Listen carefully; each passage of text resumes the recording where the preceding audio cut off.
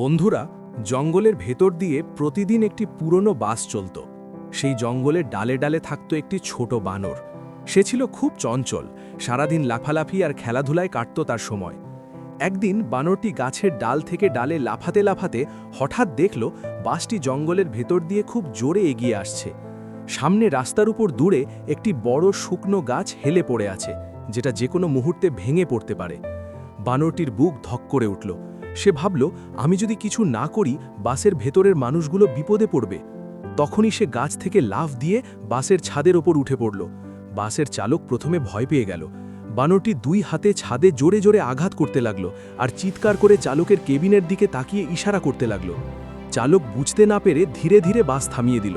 ঠিক সেই মুহূর্তেই ধড়াস, বাসের সামনেই সেই বড় গাছটা রাস্তার উপর ভেঙে পড়ল। যদি বাসটা আর এক সেকেন্ডও এগিয়ে যেত তাহলে ভয়ঙ্কর দুর্ঘটনা ঘটে যেত। বাসের ভেতরের মানুষজন নেমে সব বুঝতে পারল। সবাই স্তব্ধ হয়ে গেল। চালকের চোখ ভিজে উঠল। সে মাথা নত করে বলল, আজ এই ছোট বানরটাই আমাদের জীবন বাঁচালো।